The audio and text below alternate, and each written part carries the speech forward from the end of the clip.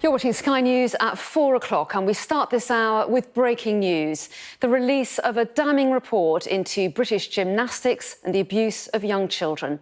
The report exposes a brutal culture inside the sport, with young gymnasts starved and forced to go through humiliating punishments. The review examined hundreds of complaints between 2008 and 2020 to uncover the regime imposed by some coaches. And it says that countless young people were shamed and permanently damaged, both physically and psychologically.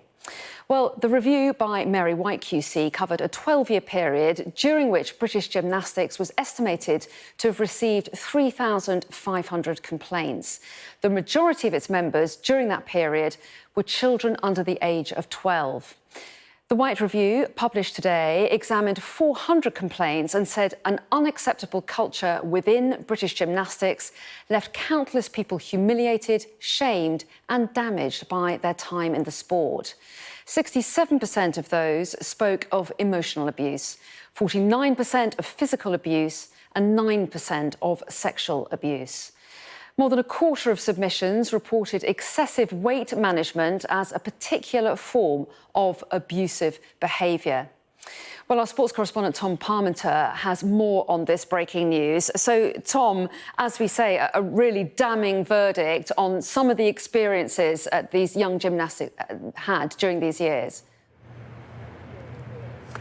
It is a quite breathtaking report, actually, having read it over the last few hours, and only now can we report the full details of what the Whyte Review lays out. And it is a catalogue of abuse, both emotional and physical abuse, within British gymnastics that really just astonishes anyone, I think, who reads it. It shows quite graphically stories from gyms from around the United Kingdom of children being abused as part of their sport, of them being punished for being late, punishments which would include being made to hang from the rings inside a gymnasium, or one youngster who was forced to balance on a beam for 2 hours as part of a punishment for being late.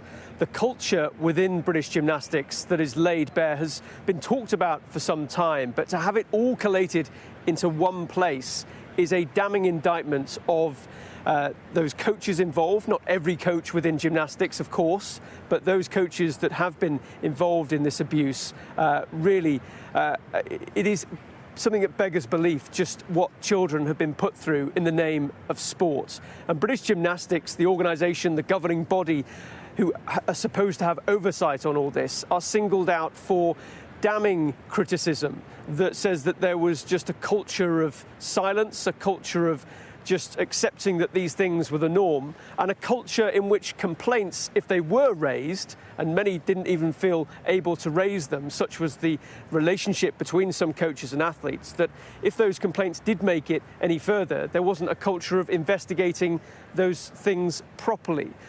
The numbers involved are some 400 people who have given evidence to the Whyte Review, but in reality there are many, many other youngsters, predominantly girls, who have gone through the gymnastic system over the last couple of decades, who report similar accusations of bullying, of body shaming, of being made to feel just worthless as part of their sport, of being punished, as we say, but also starving themselves in the name of sport. Such was the culture around body image and weight that the scales of tyranny was one of the phrases that was used in the way that coaches would do daily weigh-ins for gymnasts and publicly name the figures that they were reaching in their body weights. And the corrosive effect of all that on young people and their aspirations is just extraordinary. We've been speaking to many gymnasts who have been through horrific experiences in their early lives that have, in some cases, destroyed childhoods and have long-lasting legacies. We've also spoken to Jennifer McIlveen, who is from a body called Gymnasts for Change, who have campaigned to raise the profile of this abuse going on within British gymnastics. And she told us that what we've seen outlined today is a vindication of all those athletes who have come forward and shared their experiences, and also it's the moment for change. It's absolutely child abuse. I've seen comments online, people saying, oh, they're just not tough enough, they don't understand what it takes to be an elite athlete. It's absolutely uncalled for. As you can see from the testimonials in this report, we're talking about serious physical, in 40% of the cases in the Whyte Review, physical abuse, emotional, psychological abuse that leads to serious trauma, eating disorders and PTSD, and in some cases sexual abuse. This is not tough coaching, this is an epidemic of abuse that we're talking about. So this damning report, what's the response been? What are the sporting bodies saying about it? Well, at the heart of this particular shaming report within sport are young people, because the vast majority of those athletes involved are children, and the governing bodies have a lot of very difficult questions to deal with, and we've been putting some of those to UK Sport, who have oversight of this, but also more pointedly to British Gymnastics, the governing body, who are singled out as an insular organisation who have just failed to appreciate the scale and culture that has been going on within their sport. And the report outlines a disconnect between the governing body and those within the community of gymnastics in the UK. We spoke earlier to the new chief executive of British Gymnastics, Sarah Powell, who told us that she is truly sorry for what many athletes have had to experience at the hands of abusive coaches over the years, and that she is determined to ensure that the organisation puts things right so that children, their families, can have faith and confidence that when they go to a British gymnastics gym or event, that they are in a safe environment. My overall riding response is one of emotion. It was not good reading. It was quite harrowing and emotional. Sport's been so important to me throughout my life, and to see that the experiences of those gymnasts has not been a positive one is heart-wrenching. And we clearly haven't put the welfare of gymnasts at the heart of what we do at British Gymnastics. So the governing body is certainly in no doubt as to the scale of the challenge that they now face to rebuild trust with athletes and to try to put right some of the wrongs of the past, to ensure that the horrific experiences that so many, particularly young girls, have gone through gymnastics really is never allowed to be repeated. But significantly, we put to the chief executive that not many coaches have actually been sanctioned, and some indeed are still working within the sport. And she says that that is a situation that cannot be allowed to continue. They have to be evidence-based in the investigations and decisions that they take, but they acknowledge that punishments should follow, and potentially bans or significant fines for the behaviour of the past. But she said this is about creating a better path for the future, to ensure that people do have confidence in the way that British Gymnastics is operating, and that those good coaches out there have the vindication that they have a governing body